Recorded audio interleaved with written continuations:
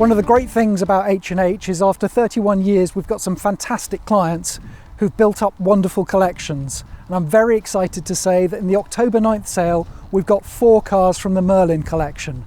Now these are all exceptional. It is an auction, so it is still caveat emptor, buyer beware, sold as seen, but I really would encourage you to come and have a look at any of the 4 cars from the Merlin collection. I mean, they are stunning. There really is no other word. We've been here all day, we've photographed all 4 cars underneath so you can get a proper appreciation of the condition. We start with this 1962 Jaguar E-Type fixed head coupe. It's been converted to semi-lightweight specification. It has current FIA HDP papers, which are valid until 2027. It's been a race car for decades. It's got a Rob Beer engine in it, and the printout for that shows well over 340 brake horsepower, so it is a serious race engine. Now, having said that, the vendor likes to enjoy his cars on the road, so he has softened this one slightly, so this is capable of fast road use. You have to take your time to warm the engine up properly, as you might expect, but it is MOT'd, road legal and tractable. It's not long had the gearbox overhauled by CMC, got plenty of invoices on file from the likes of Chris Keith Lucas, CKL Developments. As I say, it's just a stunning thing. In this light metallic blue, almost that opalescent silver blue, with the magnesium alloys on it, nicely integrated roll cage, properly trimmed seats. Of course, if you wanted to make it into a full-on race machine again, you could put lighter weight seats in there, update the belts, the fire extinguishers, but it is a very serious, very beautiful car. Behind it, we have one of my favourite cars that we've ever offered for sale. The vendor bought this through us. This is a 1937 Bentley 3.5 litre Van den Pla drop head coupe, and quite amazingly to me, this car has covered less than 16,000 miles from new. It is exquisite. It is unbelievably original. This is the original leather upholstery, the original wood. It's most of the original paint. I mean, 90% is the original paint. It's got a fabulous history. It was owned by the Angel family for most of its life, and the vendor has very sympathetically gone through the car. So it is on the button, drive it anywhere.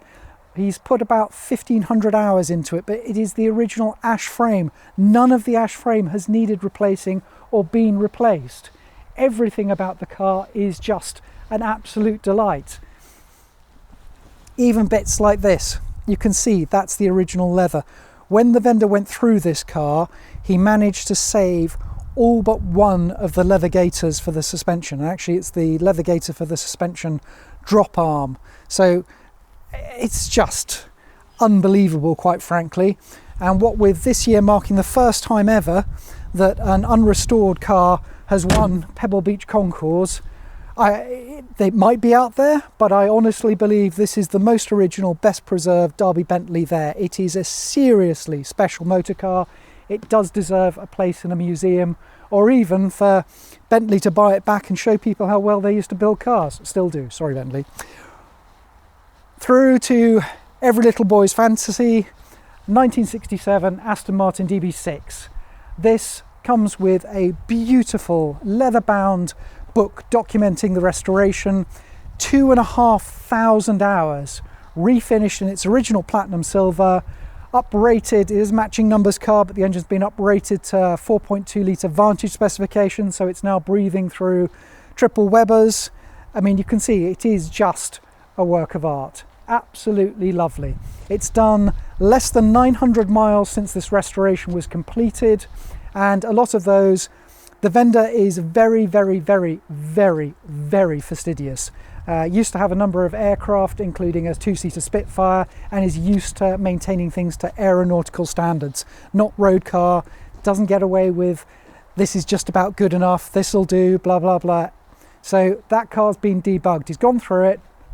He wanted the selector ride mechanism working because it had been converted to telescopic shockers, so he's put lever arms back on there, replumbed it, all that sort of thing. But it is just an absolute jewel of a car. So if you were looking for a freshly restored DB6, you didn't want to wait a couple of years and you didn't want to pay over £400,000, that has got your name on it. It is lovely. Another absolutely exquisitely restored car. This is the 1957 Mercedes-Benz 190 SL. Rare as hen's teeth being right-hand drive. Again, we sold this car. It currently stands as the most expensive right-hand drive 190 SL ever sold at public auction.